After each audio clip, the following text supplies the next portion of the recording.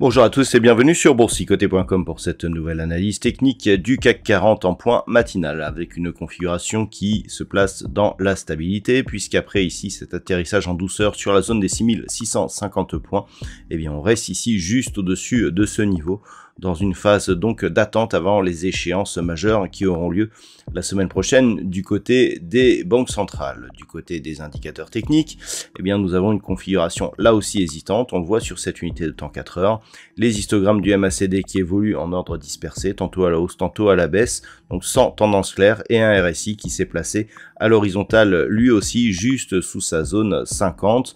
Donc on a une totale neutralisation de la dynamique actuellement.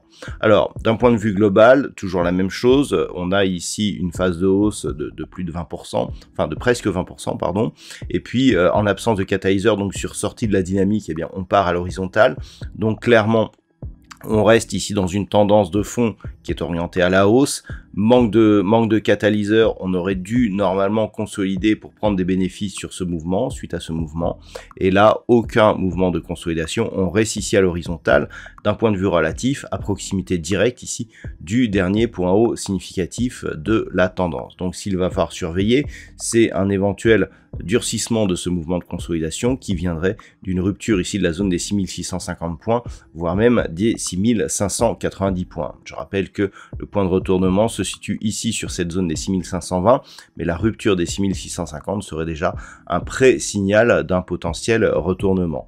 Au niveau des valeurs, eh bien, on est toujours sur un partage assez orienté, on a plus de baisse que de hausse, toutefois ArcelorMittal parvient à tirer son épingle du jeu avec un gain à plus de 2,22% au moment de cette analyse.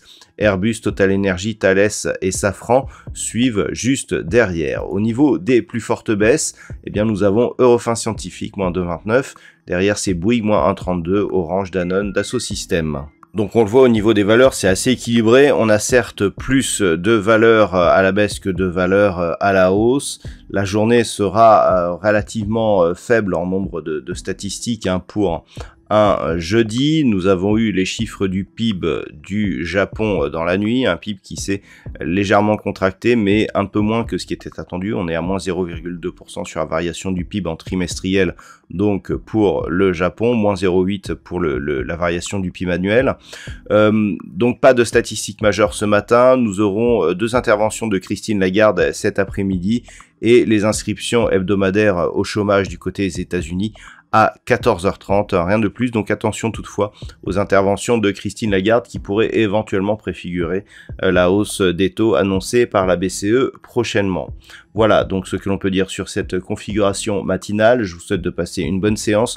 On se retrouve dès ce soir pour toutes les autres analyses techniques du site boursicoté.com.